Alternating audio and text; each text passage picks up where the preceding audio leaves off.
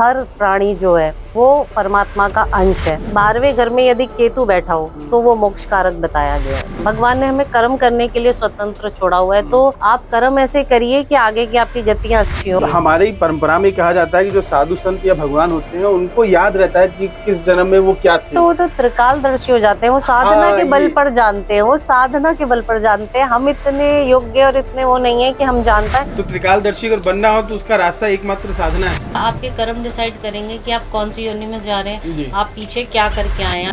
नमस्कार, मेरा नाम है कुलभास्कर ओझा और आज बात आत्माओं की, आज बात पुनर्जन्म की। गीता में एक श्लोक है, नैनम छिन्दन्ति शस्त्राणि नैनम दहति पावकः न चैनम क्लेद्यन्ति त्यापो न शोषयति मारुतः। आत्मा अजर है, अमर है, न उसे आग जला सकती है, न हवा सुखा सकती है। आत्मा कहाँ जाती है? सबके मन में सवाल होता होगा, आत्मा जाती कहाँ है? पुनर्जन्म क्या है? पुनर्जन्म की कहानियां, घटनाएं जो हम पढ़ते हैं, जो हम देखते हैं, वो सच्ची हैं या झूठी हैं? क्या पुनर्जन्म होता है? गीता में उसके बारे में भी लिखा है, वो भी बात करेंगे। लेकिन हमारे साथ पुनर्जन्म पर बात करने के लिए हैं मशहूर ज्योतिषी अपर्णा शर्मा जी। नमस्कार अपर्णा जी, आपका बहुत बहुत स्वागत है हमारे कार्यक्रम में। जी, धन्यवाद हम आज बात करने जा रहे हैं पुनर्जन्म पे। जी। पुनर्जन्म होता है, नहीं होता है, ये एक बड़ा कंफ्यूजन वाला सवाल है, सबके मन में है। आपके मन में भी है, मेरे मन में। मान लीजिए आप तो ज्योतिष पढ़ी हुई है तो आपको तर्क पता है कि ऐसे से होता है। जिन्होंने नहीं पढ़ा है, जिनको पता ही नहीं, तो भूत प्रेत, पुनर्जन्म, पिशाच, बहुत सारे बताए गए फेज की आप ऐसे से रहते हैं। तो आप मानती हैं इन सब चीजों को? जी, मैं बिल्कुल मानती हूँ, क्योंकि हमारे सनातन धर्म में बिल्कुल स्पष्ट लिखा हुआ है। आप गीता, श्रीमद् भागवत गीता जी के 4थे अध्याय का 5वां श्लोक पढ़िए। उसमें श्री कृष्ण भगवान जी अर्जुन से कहते हैं कि हे पार्थ, तुम्हारे पता नहीं कितने जन्म हुए हैं और मेरे भी कितने जन्म हो चुके हैं और आगे भी कितने जन्म होंगे, लेकिन फर्क इतना है कि मैं उन सब जन्मों को जानता हूँ और तुम नहीं जानते हो। तो जब गीता जी में ये स्पष्ट हो चुका है, तो मैं मानने और ना मानने वाली फिर कौन हूँ। और इसका प्रमाण बहुत सारी जगह पर हमें मिलता है। देखिए, आप श्रीमद् देवी भागवत पढ़ेंगे, उसमें साफ बताया गया है कि हर प्राणी जो है वो परमात्मा का अंश है। यानी कि हम सब जो हैं वो देव शक्तियों के अंश हैं। किसी में ज्यादा है, किसी में कम है, लेकिन सब प्राणियों में है। मान लीजिए गणेश जी हैं, कोई बहुत धन, जिसके पास बहुत धन है, मान लीजिए अडानी, अंबानी, तो इनके अंदर जो है वो कुबेर जी के ज्यादा उनमें अंश है। और जो बुद्धि जिनमें ज्यादा है, जो बहुत ज्यादा इंटेलिजेंट है, उनमें गणेश जी का अंश है, क्योंकि बुद्धि के देवता गणेश जी हैं। और जो सिंगिंग में है, उनके ऊपर सरस्वती जी का वरदान है। मतलब वो कहे जाते हैं कि ये वरद पुत्र हैं सरस्वती माता जी के। तो हर भगवान का अंश जो है हम में है। किसी में किसी का ज्यादा है, किसी में किसी का ज्यादा है। तो श्रीमद् देवी भागवत जी में आप पढ़िए, उसमें ये वर्णन हमें मिलता है। और भी बहुत मैं आपको बता सकती हूँ। आप हाँ, हम देखेंगे। जानना चाहेंगे जी जो इससे जुड़ी भ्रांतियां हैं, जो इससे जुड़े कंफ्यूजन है, जी। हम उनको आज खत्म करने के लिए ही बैठे हैं। तो हम सारी कहानियां सुनना चाहेंगे जितनी आपको पता है। देखिए, कहानियां तो नहीं है, ये तर्क, प्रमाण है। हाँ, हाँ जी, तर्क और प्रमाण प्रमाण। हमें मिलते हैं। जी। देखिए, इनकार्नेशन की जो थ्योरी है, अवतार लेने वाली, तो ये तो होता ही है। भगवान जी ने अवतार लिया, राम जी ने, कृष्ण जी ने, इन सबका पुनर्जन्म हुआ। और आप देखेंगे कि हम जब मंदिर जाते हैं और वहां पर हम चन्नामृत भगवान जी का ग्रहण करते हैं, तो पंडित जी एक श्लोक बोलते हैं उस टाइम पर, अकाल मृत्यु हरणम सर्व व्याधि विनाशनम विष्णु पादोदकम पित्वा पुनर्जन्म न विद्यते। तो इसका मतलब पुनर्जन्म होता है ना। अगर हम भगवान जी के चरणामृत को पीते हैं पूरी श्रद्धा के साथ, तो इस मंत्र में आया तो है श्लोक में कि हमारा फिर पुनर्जन्म नहीं होगा अगर हम पीते हैं, उसे ग्रहण करते हैं तो ऐसे बहुत सारे प्रमाण हमें पुनर्जन्म के मिलते हैं। और ये थ्योरी जो है, ये सिर्फ हिंदू धर्म में ही मान्य है, मतलब सिर्फ सनातन धर्म में। जी इस्लाम धर्म में जी। पुनर्जन्म की नहीं कोई व्याख्या नहीं, नहीं है। वहां वो पर जिन, नहीं। उनके यहाँ जो जिन उन होते हैं वो नहीं नहीं, वो पुनर्जन्म नहीं है। हम वो अलग है, पर पुनर्जन्म सिर्फ सनातन धर्म में ही माना जाता है। तो पुनर्जन्म हुआ है, नहीं हुआ है, आगे होगा, नहीं होगा, किस योनि में होगा, अगर हमको ये पता करना हो तो क्या हमारी कुंडली ये राज खोलती है? जी, बिल्कुल, कुंडली तो सारे राज़ खोलती है, आगे का हमारा कैसी गति रहेगी, आगे हम किस योनि में जाएँगे, हम किस योनि से आए हैं। क्योंकि जो कुंडली का 5th हाउस होता है, 5वां घर, वो बताता है कि हम कहाँ से आए हैं, ठीक है? वो हमारे पुनर्जन्म के राज़ खोलता है। तो बिल्कुल हमें पता चल सकता है 5वें घर से कुंडली के। कुछ एग्जांपल्स देंगी कि मान लीजिए कुंडली के 5वें घर में सूर्य बैठा हुआ है, हुँ। तो वो क्या इशारा कर रहा है? अगर सूर्य बैठा हुआ है तो ये इशारा कर रहा है कि हम इस जन्म में आए हैं तो कुछ हमारा ऋण बाकी है जो हम चुकाने के लिए आए हैं, जो हमें काम करने आगे। मतलब हम एक मतलब विशेष उद्देश्य से आते हैं यहाँ पर जन्म लेकर। तो क्या हम ऐसे 12 राशियों के बारे में चर्चा कर सकते हैं? कि मान लीजिए जी, बुध बिल्कुल। बैठा हुआ है उस हाँ, 5वें घर बिल्कुल। में, तो उसका मतलब क्या है? मतलब हम कहीं से जहाँ से आए हैं वहाँ पर हम व्यापारी थे। हुँ, जी, हम कुछ बिज़नेसमैन थे, ये इंडिकेशन हमें मिलता है। अगर वहाँ पर चंद्रमा बैठे हुए हैं, हुँ। जैसे सूर्य का ये भी है कि सूर्य ये भी बताता है कि हम किसी राजसी उससे आए हैं, माहौल से। मतलब पिछले जन्म में हम कुछ राजा, हाँ, महाराजा या कुछ उनसे बड़े हाँ, कारोबारी के घर में पैदा जी, हुए थे। जी, जी। ओके। और जो चंद्रमा है वो ये बताते हैं कि हम पिछले जन्म में आए हैं जो वो जो राजसी कर्मचारी होते हैं, जो उनके यहाँ काम करते हैं, वहाँ से। ऐसे ही अगर मीन है, तुला है, इस तरह, तो मीन का बताइए पहले? मैं राशियों का नहीं बता रही, मैं ग्रह बता रही हूँ, अगर वहाँ पर कोई ग्रह बैठा है तो। मैं माफ़ी जी, चाहूँगा मैं नहीं अगर नहीं, अगर वहाँ पर आपको कौन से ग्रह की राशि है, मतलब कौन-सा ग्रह वहाँ पर आ रहा है, जी। उससे भी देख सकते हैं हम, अगर कोई ग्रह नहीं बैठा हुआ है तो। नहीं, 5वें घर में मान लीजिए मंगल है। हुँ। मंगल तो आप बता रही थी पिछले एपिसोड में तो सेनापति हम होता है। जी, तो वही हम किसी सेना से रिलेटेड किसी मतलब स्ट्रॉन्ग उससे उस आए हैं पीछे मतलब से। पिछले जन्म में हम उस तरह की जी, का किरदार निभा जी। चुके हैं। इस जन्म में हम क्या करेंगे, उसका मतलब इस जन्म में वो कैसे रोल इस होगा? जन्म तो हमारी पूरी कुंडली डिसाइड करेगी कि हुँ, हम कैसे क्या करेंगे। हुँ। और और भी ग्रह डिसाइड करेंगे ना इस जन्म का, तो सिर्फ 5वां घर ही डिसाइड नहीं करेगा। 5वां घर आप खाली ये पिछले बता, जन्म का पूछ रहे हो, वो मैं बता रही हूँ 5th हाउस। मतलब 5वां घर हमको ये बता देगा कि हम पिछले जन्म में क्या थे, उसका जी, एक जी। ग्लिम्प्स दे मोटा-मोटा, देगा हाँ जी, हमको। हाँ जी। अच्छा, अब जैसे गीता में ही लिखा है कि हुँ, आत्मा अजर है, अमर है, और हमारे वेद पुराण में लिखा है कि मोक्ष प्राप्ति का उद्देश्य होना चाहिए। तो अगर किसी को मोक्ष मिल गया, हुँ। तो वो पुनर्जन्म से तो मुक्त हो गया फिर। जी, बिल्कुल। तो फिर पुनर्जन्म की व्याख्या मतलब क्या, मोक्ष नहीं मिल पाता सबको? क्या है ये मोक्ष और पुन पुनर्जन्म का क्या जी, चक्कर है? बहुत मुश्किल है मोक्ष मिलना, इतना आसान नहीं होता है, उसके हुँ, लिए हमारे कर्म इतने स्ट्रॉन्ग होने चाहिए। जी।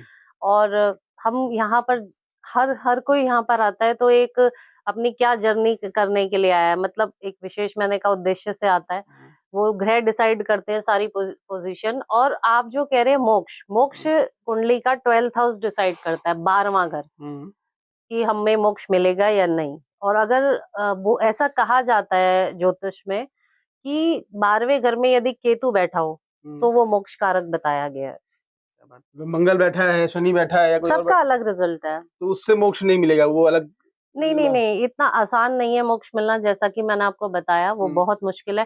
केतु बैठने से भी मोक्ष मिल जाएगा, ये पक्का नहीं है। हम लाइन में लग गए हैं मोक्ष की, हुँ। पर कब मिलेगा, ये तो परमात्मा ही जानते हैं। तो पुनर्जन्म की जब व्याख्या करते हैं, हम कहते हैं ना इतने जन्म होंगे, इतने जन्म, हमारे कितने जन्म होते हैं? हम कितने जन्म ले सकते हैं? पुनर्जन्म में हम कितने जन्म लेते हैं? उसके वो बाद हम स्वर्ग हमारे या नर्क में जाते हैं, क्या होता है वो उसके बाद? हमारे कर्म डिसाइड करते हैं कि हमारे कितने जन्म होंगे। हम इस जन्म में क्या कर रहे हैं, हुँ, हम उसके लिए स्वतंत्र हैं। भगवान ने हमें कर्म करने के लिए स्वतंत्र छोड़ा हुआ है। हुँ, तो आप कर्म ऐसे करिए कि आगे की आपकी गतियाँ अच्छी हो। आप नीचे की योनियों में ना जाओ, ऊपर की। देखिए, हमारे हिंदू धर्म में, सनातन धर्म में 84 लाख योनियाँ हैं। हुँ, इसमें प्रेत, पिशाच, बहुत सारी योनियाँ हैं। किन्नर, ये जो हम लोगों की है मानव योनि। तो आप कर्म ऐसे करिए कि आप नीचे की योनि में ना जाएँ, सर्प योनि वगैरह में, आप ऊपर की योनियों में जाएँ। तो इसीलिए कर्म को प्रधान भी माना गया है और सबको अच्छे कर्म करने भी चाहिए। मतलब आपके कर्म जो हैं इस जन्म के, वो वो डिसाइड ये तय करते हैं। करेंगे कि अगले जन्म में आप क्या बनेंगे। जी, उन बिल्कुल। 84 लाख योनियों में से आपकी हुँ। योनि कौन-सी होगी? जी, बिल्कुल। अब मान लीजिए कि मैं आज इस जन्म में मानव हूँ, अगले जन्म में मैं चींटी बन गया। मेरे हुँ। कर्म अच्छे नहीं है, मैं तो चींटी आप बन गया। नीचे की गति में चले गए, आपको फिर ऊपर उठना पड़ेगा, फिर मानव। मानव तब बनते हैं, जो मुझे जितना मतलब ज्ञान है कि जब दोनों बैलेंस हो जाते हैं, हमारे पुण्य और पाप जब बैलेंस होते हैं तब हम मानव बनते हैं। तो इतना आसान नहीं है मानव बनना भी। देवता भी तरसते हैं मानव शरीर पाने के लिए, क्योंकि सिर्फ मानव ही स्वतंत्र कर्म कर सकते हैं। ऊपर स्वर्ग में तो हम स्वतंत्र कर्म कर ही नहीं सकते, वहां तो सुखी भोगते हैं। तो इसीलिए मोक्ष मिलने के लिए इस धरती पर आना जरूरी है और मानव शरीर में अच्छे कर्म करना जरूरी है। मेरे मन में एक सवाल आ रहा था, बड़ा, जी क्योंकि बिल्कुल। ज्योतिष ऐसा विषय है जो बहुत जागरूक कर देता है और बहुत सारी उत्सुकताएं बढ़ा देता है आपकी। जी। तो जैसे मान लीजिए मैं इस जन्म में माना हूँ, अगले जन्म में मैं चींटी बन गया, मेरे कर्म अच्छे नहीं, मैं चींटी बन गया। तो अब चींटी बनने के बाद मैं अच्छे कर्म कैसे करूंगा ताकि मुझे अगले उससे ऊंची योनियों में जा पाऊं मैं? वो तो कर ही नहीं सकते, तभी तो मानव जन्म में ही करना ज्यादा मतलब बताया गया है। शास्त्र कहते हैं कि मानव जन्म में ही हम ज्यादा अच्छे कर्म कर सकते हैं। अब चींटी बन के, कोई कीड़ा मकोड़ा बन के तो नहीं कर सकते ना, फिर तो भगवान जी डिसाइड करते हैं कि हमें और कौन सी योनि मिलेगी। मतलब एक बार आप नीचे की योनियों में चले गए जी। तो फिर आप अच्छे कर्म करके मानव योनि नहीं पा बहुत सकते। मुश्किल हो जाता है। जब जब मानव जीवन में ही इतना मुश्किल है तो आगे कितना मुश्किल होगा, नीचे जाके वो सोचिए ना। ये बहुत बड़ी बात कह रही हैं, चिताने वाली बात कह रही हैं कि भैया मानव जन्म मिला है तो अच्छे कर्म कर लो, कहीं नीचे सरक गए ना तो फिर ऊपर उठने में जन्म बीत फिर जाएंगे। और आपका जो ये एक एक पल जा रहा है मानव जीवन का, वो भी बहुत महत्वपूर्ण है। इसीलिए इस टाइम पर भगवान का नाम लेते रहिए, हमेशा नाम स्मरण करते रहिए। तो इससे आपको अच्छी योनि जरूर मिलेगी, नहीं भी मिली तो मानव तो मिल ही जाएगी। आप फिर से कर सकते हैं अच्छे कर्म और स्वतंत्र हैं कर्म करने के लिए। अब मेरे मन में एक सवाल और आ रहा था, जैसे हम लोग चूंकि न्यूज से जुड़े हैं तो बहुत सारी चीजें हमने सुनी और पढ़ी है कि एक बच्चा है 10 साल का, वो थोड़ा सा बड़ा हुआ, 12 साल बाद उसको अचानक से याद आया कि वो पिछले जन्म में ये था, और उसको वो पूरी कहानी, पूरी उसकी दिमाग में एकदम तस्वीर साफ हो गई कि ये तो मेरी पत्नी थी, बुजुर्ग सी महिला, ये तो मेरी पत्नी थी, ये तो मेरा बच्चा था। तो ऐसा क्यों होता है? मतलब जैसे मान लीजिए कुछ कभी कभी कुछ होता है कि छवियां, रात में आप सो रहे हैं तो कुछ रहस्यमयी छवियां आपको दिखती है, कई पिक्चरों में भी हमने देखा है। तो ये क्या होता है, इसका क्या कनेक्शन होता है? देखिए, हमारी कोई सिक्स्थ सेंस जो है वो जागृत रह जाती है, जो हमें याद रहता है पिछले जन्म का। ऐसा हर एक के साथ नहीं होता है। हम लोगों में ये कैसेट भगवान फिट करके भेजते हैं, जैसे मतलब उनके हिसाब से, और वो ही चलती है। तो उसी में हमारा अच्छा बुरा सब रिकॉर्ड होता रहता है। तो हम, आप जो कह रहे हैं पिछले जन्म का याद कैसे रहता है, तो पीछे की कोई स्मृति हमारी सिक्स सेंस जो है वो रह जाती है तो वो जागृत। आत्मा में बसी है, मतलब चूंकि मनुष्य का सभी शरीर में है, बसी शरीर है, तो हमारे तो अभी भी हमारे अंदर है पिछला जन्म भी, लेकिन हमें याद नहीं रहता है क्योंकि हमारी सिक्स सेंस नहीं है ना अभी उसको याद करने के नहीं, लिए। हमारे ही परंपरा में कहा जाता है कि जो साधु संत या भगवान होते हैं उनको याद रहता है कि किस जन्म में वो क्या थे। तो वो तो त्रिकालदर्शी हो जाते हैं, वो साधना हाँ के बल ये पर जानते हैं, वो साधना के बल पर जानते हैं। हम इतने योग्य और इतने वो नहीं है कि हम जान पाए। हमें उसके लिए बहुत ज्यादा साधना करनी पड़ेगी ना जानने के लिए। नहीं, तो ये यही मैं जानना चाह रहा हूँ कि अगर मान लीजिए किसी को जानना है त्रिकालदर्शी, क्या इस समय हमारे पूरे ब्रह्मांड में ऐसा कोई दिखता है आपको जो त्रिकालदर्शी है? और अगर नहीं है तो किस देखिए, किस मुझे कोई नहीं दिखता, क्योंकि जो त्रिकालदर्शी होते हैं वो यहाँ वहाँ नहीं घूम रहे होते हैं। वो हिमालय पर हजारों साल से तपस्या कर रहे हैं। आप वहाँ जाएंगे, वहाँ बहुत सारे आपको ऐसी विभूतियां मिलेंगी महान, जो पता भी नहीं चलेगा, और उनके मुंह पर एक दिव्य तेज होता है। हम जैसे यहाँ वहाँ नहीं घूम रहे, क्यों, मुझे पता भी नहीं चलेगा, मैं उनसे मिलूंगी, लेकिन देख के अचानक लगता है अरे ये तो बिल्कुल विचित्र इंसान है, इतने सुंदर और इतने अच्छे हो सकते हैं। मुझे ऐसा एक कोई मिला भी था। मैं अभी 2-3 साल पहले, नहीं, मैं गई थी 2016 में। जी मैं गई थी हरिद्वार।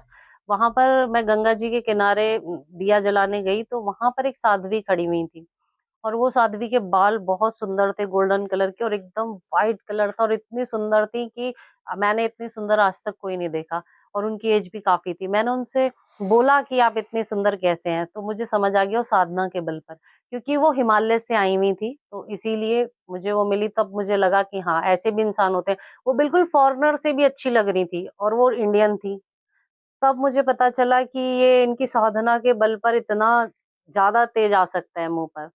मतलब साधना के दम पर हम पुनर्जन्म को जान सकते हैं, जी त्रिकालदर्शी बन बिल्कुल। सकते हैं। जी बिल्कुल। तो त्रिकालदर्शी अगर बनना हो तो उसका रास्ता एकमात्र साधना है। जी बिल्कुल, साधना करनी पड़ेगी। जैसे भृगु संहिता में कहीं कहीं लिखा होता है कि हम्म। कई जन्मों का उसमें हिसाब होता है। भृगु संहिता जिनको देखनी आती है, जब जी। उसकी चर्चा होती है ज्योतिष में, तो भृगु संहिता में आपके पिछले कई जन्म और आने वाले कई जन्म का उनका जिक्र होता है। तो क्या उसमें कुंडलियों के जरिए ही बताया गया है? वो भी पूरी कहानी भृगु संहिता में कुंडलियों के जरिए ही बताई गई है। तो क्या ये संभव है कि कुंडली देखकर आप पिछले कई जन्मों का हिसाब बता दें, अगले कई जन्मों का हिसाब बता दें? बिल्कुल संभव है, लेकिन इतना नॉलेज होनी चाहिए। इतना कोई बड़ा आज पंडित है नहीं मैं भी नहीं हूँ, मैं नहीं बोलती कि मुझे बहुत आता है। देखिए, जब आप जानते होंगे ऋषि पराशर जी, जिन्होंने पूरे 7 मतलब जन्म तक वो करी तपस्या, तब उन्हें ग्रहों ने ये ज्योतिष का ज्ञान दिया, ठीक है? और हमारी तो कोई वही नहीं है कि हम एक जन्म में सब कुछ जान लें। तो त्रिकालदर्शी जो होते हैं, वो होते हैं जो हिमालय पर हजारों सालों से तपस्या कर रहे हैं, अपने तप बल मतलब साधना के उस साधना का मतलब क्या होता है? संत क्या होता है? जिसकी साधना का अंत ना हो वो संत होता है। और साधना वो होती है जब हम बिना किसी कोई भी भेदभाव के और सिर्फ लीन रहते हैं, हमेशा अपने जो भी हम मंत्र जाप कर रहे हैं, जो भी कर रहे हैं हम जिस भी भगवान का, तो हम हमेशा उसी में लीन रहेंगे। हमें दुनियादारी या किसी भौतिक चीजों से, मटेरियलिस्टिक चीजों से कोई लेना देना नहीं है, तो वो साधना है। तो आप जब देखेंगे हिमालय पर, आप कभी गए नहीं है, वहां पर जो साधु हैं वो दिखाई भी नहीं देते हैं, और वो साधना कर रहे हैं कितने कितने हजारों वर्षों से। ऐसी किंवदंतियां सुनी है हमने, ऐसी कहानियां कुछ कुछ सुनी है, लेकिन आज तक कभी ऐसा साक्षात्कार हुआ नहीं। जी हमें तो वही दिखते हैं बाबा बागेश्वर और आचार्य रामदेव, जो लोग योग मतलब तपस्या और योग की बात करते हैं, और आप जो साधना की बात कर रही हैं, तो हम तो अभी इससे बहुत दूर हैं। अभी ऐसा कोई हमें मार्गदर्शक मिला नहीं है। असली साधक आपको यहाँ मिलेंगे ही नहीं। दुनिया से दूर रहते हैं, जी दुनियादारी से दूर जी रहते हैं। बिल्कुल। चलिए वो हम फिर लौट के आते हैं अपने पुनर्जन्म वो वाले। आपको जी। नर्मदा जी के किनारे गुफाओं में मिलेंगे, ठीक है? एक बार क्या हुआ, नर्मदा जी के किनारे मतलब जा रही थी मैं, तो वहां पर ना एक गुफा थी, और उसके बाहर शंख की आवाज आ रही थी बहुत जोर से, ठीक है? और अंदर कोई था या नहीं ये क्या पता क्या, लेकिन वहां जरूर कोई दिव्य आत्मा रहती होगी जो शंख की बाहर आवाज आ रही थी। तो वो काफी गहरी गुफा थी, मैंने जाने की कोशिश भी नहीं की। तो ऐसी जगहों पर रहते हैं जो साधक होते हैं, असली दुनिया से दूर, दुनियादारी से दूर। भौतिकता को छोड़ पाएंगे तभी आप संत बन जी सकते हैं। वो जी बहुत बिल्कुल। परिश्रम और बहुत संघर्ष और बहुत तप की बात है। जी खैर, हम लौट के फिर पुनर्जन्म पे आते हैं अपने।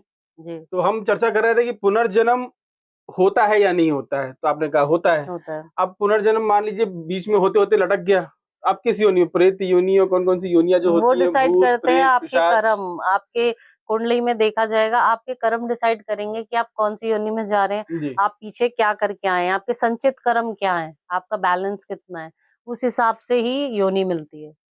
नहीं तो मान लीजिए कि मुझे कोई अजीब। लटकते नहीं है ऐसे, कोई लटकेगा क्यों? जिसकी डेस्टिनी में जो होगा, जो कर्म के हिसाब से डिसाइड परमात्मा करेंगे, वही योनि मिलेगी उसको। आप लटकना मीन्स क्या पूछ रहे हैं, मुझे समझ में नहीं आया, दोबारा मतलब पूछिए। कहने का मतलब ये है कि मान लीजिए मैं माना हूँ, हम्म मैंने कुछ अच्छे बुरे कर्म मिलके किए होंगे, हम्म तो मैं पुनर्जन्म को पाऊंगा या नहीं पाऊंगा? मान लीजिए मेरी कुंडली में लिखा है कि मुझे पुनर्जन्म में, अगले जन्म में ये मिल सकता है या मिलेगा, लेकिन क्या मैं उसको पाऊंगा या नहीं पाऊंगा, या बीच में किसी प्रेत योनि में या कहीं लटक जाऊंगा, अटक जाऊंगा?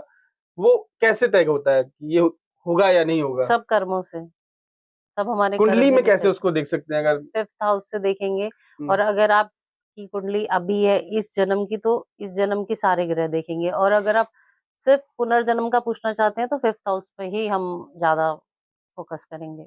नहीं, पूरी कुंडली कह रही है कि मेरे कर्म ऐसे हैं तो मुझे ये मिलेगा, हम्म लेकिन कर्म तो मुझे करने हैं। हम्म अगर मैंने उस कुंडली के हिसाब से कर्म नहीं किए, कुछ बदलाव हुआ, या मुझे, मैं कुंडली के हिसाब से ही करूंगा, नहीं, कुंडली के हिसाब से ही करेंगे आप। ये तय है पहले से? जी, आप जब किसी ट्रेन में जा रहे हैं, ठीक है, हम्म, और आपके साथ में जो बैठा हुआ है पैसेंजर, मतलब जो भी बैठा है यात्री, वो भी डिसाइडेड होता है, प्री डिसाइडेड होता है कि वो आप कौन बैठा होगा, ये भी आपकी कुंडली में होगा, लेकिन हमें इतना देखना नहीं आता है, वो बात अलग है। क्या बात। मतलब ट्रेन में आप यात्रा कर रहे हैं, बस तो में आप वो भी सफर कर जी, रहे हैं, तो आपके बगल में जो सीट पे पैसेंजर बैठा बैठा है, हुआ है, हाँ वो जी। भी ऊपर से कुंडली में तय है कि वो कौन बैठेगा, जी और उससे आप क्या बात करेंगे, और उससे कैसे आने वाले समय में आपके संबंध होंगे। तो शायद कर्मों का भी लेखा जोखा ऐसा ही है जो आपको पुनर्जन्म की ओर ले जाता है। लेकिन आत्मा से बड़ा डर लगता है। नहीं, आत्मा से डरने की जरूरत नहीं है, आत्मा से क्यों डर लगता है? वो जब आप हॉरर मूवीज देखते हैं तो थोड़ा डरते नहीं है, कांपते वो नहीं है? हॉरर मूवीज में तो बनाया जाता है, बाकी आत्मा से कभी डरना नहीं चाहिए, वो तो हमारा अजर अमर है। नहीं तो अटकना, मैं वहीं पे बार बार अटक जा रहा हूँ कि जो डर लगता है आत्मा नाम से सुन सुन के, आप हॉरर मूवी, चूंकि हम लोग के लिए आत्मा तो हॉरर हॉरर मूवीज है जो हम लोगों ने देखी है, जो डराती हैं। तो आत्मा अच्छी और बुरी भी होती है, जी बिल्कुल। तो ये क्या चक्कर होता है? ये भी कर्मों का ही चक्कर है? हाँ, सब कर्म पर ही आधारित है जी। हमारा। देखिए, आत्मा अच्छी कब होगी? जब उसके कर्म अच्छे होंगे, जब कोई पोलाइट होगा, उसकी कुंडली में ग्रह मतलब उसकी जो पोज़ीशन होगी इस तरह से होगी हुँ। कि वो बहुत अच्छा इंसान है, तो वो आत्मा अच्छी होगी। और जो लड़ाई की तरफ ज़्यादा होगा, मार-पिटाई की तरफ ज़्यादा होगा, उसकी आत्मा वैसी होगी। तो ऐसी अच्छी आत्माएँ क्यों बीच में अटक जाती हैं? मतलब किसी योनि में जाने से पहले वो बीच में क्यों अटक जाती हैं अच्छी आत्माएँ? देखिए, हर सबको एक चक्र पूरा करना होता है। एक साइकिल की तरह चल रहे हैं हम सब उसमें, हम सबको वो पार करके ही ऊपर जाना है मोक्ष पे। मोक्ष मिलना मैंने आपसे पहले भी कहा इतना आसान नहीं है, अगर केतु भी 12th हाउस में बैठे हैं तब भी ज़रूरी नहीं है कि हमारा मोक्ष हो जाएगा हुँ। अगले उसमें। पता नहीं फिर भी कितना टाइम लग जाएगा। तो अगर बुरा ना माने तो हम आपको अपनी कुंडली पता होगी, जी। तो आप पिछले जन्म में क्या थी और अगले जन्म में क्या अगर आप बताना चाहें तो? जी, मैं यही एस्ट्रोलॉजी से ही रिलेटेड कुछ काम करती होंगी क्योंकि मेरे भी वहाँ पर ऐसे ग्रह हैं कि इससे रिलेटेड ही कुछ रहा होगा। और एक चीज़ और है, जी। एस्ट्रोलॉजी में ये बात पक्की है कि जो हम यहाँ पर छोड़ेंगे, जितना ज्ञान हम यहाँ से लेंगे, अगले जन्म में हमें वो याद रहेगा, हमारी यात्रा उससे आगे शुरू होगी। क्या बात! जी, बिल्कुल ऐसा ही है। ये ऋषि पराशर के 7 जन्मों की तपस्या से कुछ कनेक्शन है इसका? जी, उन्होंने 7 जन्म तक ग्रहों को प्रसन्न किया था, तब हुँ। उन्हें ज्योतिष का ज्ञान मिला। और आजकल के ज्योतिषीय दावा करते हैं, हम जो कह रहे हैं वो सही है। हम सही नहीं कहते हैं, अगर परमात्मा को जैसे मैंने पहले भी पॉडकास्ट में बोला है आपको कि हुँ। यश देना होगा तो ही हमारी प्रेडिक्शन सही होगी और नहीं देना होगा तो वो गलत होगी। तो हम कोई प्रेडिक्शन नहीं कर रहे हैं, सिर्फ वो भगवान ही बुलवाते हैं जो हमें बोलना है। क्या बात! ये इतनी साफ़-गोई और इतनी ईमानदारी आज के डिजिटल प्लेटफ़ॉर्म पे जहाँ पे तेज पत्ते पे लिखवाया जाता है, बड़ी कम मिलती है। सब दावा ही करते हैं और अपर्णा जी बैठी हैं हमारे साथ पॉडकास्ट पे और दावा नहीं कर पा रही हैं, केवल सच बोल रही हैं। ये भी अपने आप में बहुत बड़ी बात है, सच को नहीं, स्वीकार दावा करना। दावा करने वाली मैं कौन हूँ? परमात्मा ही वो जो उन्होंने मतलब मुझसे बुलवाना है वो यहाँ पर मुझे बिठा के बुलवा देंगे। ये भी दावा तय है पहले से, जी, पहले से तय है। सब कुछ पहले से फिक्स। आप खाली शतरंज की वो मोहरें हैं, जिनको जी, चलते रहना है। भगवान जब चाहेंगे गोटियाँ सब फिक्स है, कब कहाँ पर क्या चलना है, कहाँ पर से घोड़े को मात देनी है, चेक एंड मेट देनी है, सब फिक्स है। तो फिर कर्मों का कहाँ से रूल रह गया? कर्म करने के लिए स्वतंत्र हैं आप, एक चींटी जा रही है उसको मारना है कि नहीं मारना है, ये तो आपका अपना मन है ना, भगवान थोड़ी ना आपको कहेंगे जाओ मारो उन्हें, आप चाहें तो छोड़ भी सकते हैं। अच्छा मतलब ये कर्म करने की आज़ादी दी है जी, भगवान ने। बिल्कुल। बाकी सब चीज़ें तय की हैं, बगल में कौन बैठेगा सफ़र में, कहाँ कौन सब आएगा, कुछ क्या होगा, सब हाँ, तय है। आपकी पत्नी कौन बनेगी, आपके बच्चे कौन होंगे, बच्चों से आपको कितना सुख मिलेगा, आपका भाई कौन होगा, आपकी बहन कौन होगी, सब कुछ डिसाइडेड है। तो फिर गीता के जो अध्याय हैं, गीता का जो तर्क है कि हाँ कर्म जी। से ही सब कुछ बदल सकता है, तो फिर वो कन्फ्यूज़ नहीं हाँ, करता है? उन्होंने बोला है कि अगर आप ऐसे कर्म करते हैं तो मैं जो तुम्हारे भाग्य में नहीं है वो भी दे दूँगा। देखिए, श्री कृष्ण जी ने साफ बोला है, मैंने आपको बताया तो हुँ, कि चौथे अध्याय में 5वां श्लोक कि कितने जन्म हो चुके हैं, कितने हुँ, जन्म होंगे अभी, पता ही नहीं है। बस उन्हें याद है क्योंकि वो भगवान है और हमें याद नहीं है। तो राम जी का अवतार हुआ, वो भी जन्म हुआ, हुँ, पुनर्जन्म हुआ, हुँ। कृष्ण जी का हुआ और सभी का ही हो रहा है। तो ये होता रहेगा। अच्छा ये चलता अवतारवाद की रहेगा। जो होती है अवधारणा जी, पुनर्जन्म की जो इन्कार्नेशन हाँ जी, हाँ, थ्योरी। वो क्या है? वो भी यही है पुनर्जन्म। हुँ। जी, अवतारवाद भी पुनर्जन्म ही है। नहीं जैसे हम लोग पढ़े हैं, हम लोगों ने वेदों में पढ़ा है कि भगवान ने ऐसा कर्म किया, तो ऐसा हो गया जैसे नारद जी का मुँह बंदर जैसा बना दिया, तो नारद जी ने उनको श्राप दे दिया। तो फिर वो इस किसका बंधन बना दिया? नारद जी ने हुँ, नारद जी किसी स्त्री पे खुश थे और उनको स्वयंवर में ये जाने तो का मन होता था। आया है, ये तो गणेश जी का मुँह हाथी का मतलब है, तो फिर वो तो ये तो होता है कि नहीं, नहीं तो स नारद जी ने श्राप दिया विष्णु जी को, तो आपने मुझे मैंने कहा था मुझे सुंदर बना दीजिए हुँ, और आपने मुझे बंदर जैसा बना दिया। हुँ। तो फिर नारद जी ने श्राप दिया था कुछ विष्णु जी को। देखिए, मैं वही बता रही हूँ आपको कि आप ये जो बोल रहे हैं श्राप दिया, हुँ, ये पुनर्जन्म से रिलेटेड नहीं है ना, ये तो श्राप की अलग वो हो गई थ्योरी। अच्छा। जी, पुनर्जन्म इसमें कहाँ मतलब नहीं अवतारवाद में जैसे अवतार अब जैसे वो श्राप मिला तो अब अवतार इस तरह का होगा, इतना कष्ट झेलना पड़ेगा, पत्नी से वियोग सहना पड़ेगा, फिर देखिए राम जी, सीता जी सारे कृष्ण जी सभी श्राप के भोगने ही आए थे यहाँ पर हुँ, और हम लोगों को ये मैसेज देने आए थे कि कुछ भी इजी नहीं है, आपको हुँ, कुछ भी आसानी से नहीं मिलेगा, आपको स्ट्रगल करना पड़ेगा। जब भगवान ने ही दुख देखे हैं तो हम सब क्या है, हमारी तो कोई वो ही नहीं है उनके आगे। तो वो एक हमारे सामने एक वो सेट करने आए थे एग्जाम्पल। ठीक है, तो आप जो कह रहे हैं कि उन लोगों को भी श्राप मिला या जो भी वो भोगने आए, इसीलिए ही उन्होंने अवतार लिया और राक्षसों का वध करने के लिए लिया। एक अच्छा सवाल आपसे चर्चा हो रही थी तब आया मेरे मन में कि ये मरणोपरांत की गतियां जो होती वो क्या होती? जी, देखिए बहुत अच्छा क्वेश्चन है ये। हम्म, जब हम मरते हैं, कौन सा घर डिसाइड करता है? हमारी कुंडली में अष्टम भाव बताता है कि हमारी मृत्यु कैसे होगी। ठीक है, अष्टम से अष्टम भाव यानी कि थर्ड हाउस, वो डिसाइड करता है कि हमें कैसे उठाया जाएगा मृत्यु के बाद। ठीक है, उसके बाद थर्ड से अष्टम यानी कि 10th हाउस जो कर्म भाव भी है, वो डिसाइड करता है कि हमें ठिकाने कैसे लगाया जाएगा।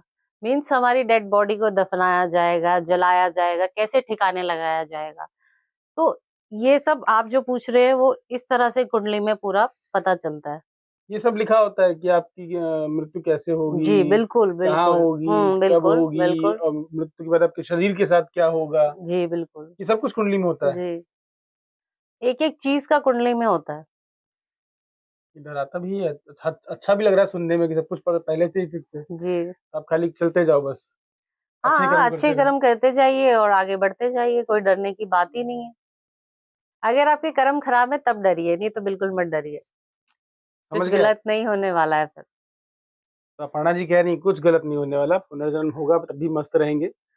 और आपके मन में अगर कोई सवाल हो पुनर्जन्म से जुड़ा या ज्योतिष से तो जुड़ा, आप बिल्कुल पूछ सकते तो हैं। अपर्णा जी हमारे साथ मौजूद रहेंगी हमेशा, और आप हमें कमेंट करके पूछ सकते हैं अपने सवाल, हम उनके जवाब जरूर देंगे। धन्यवाद अपर्णा जी, बहुत बहुत शो में आने के लिए। धन्यवाद।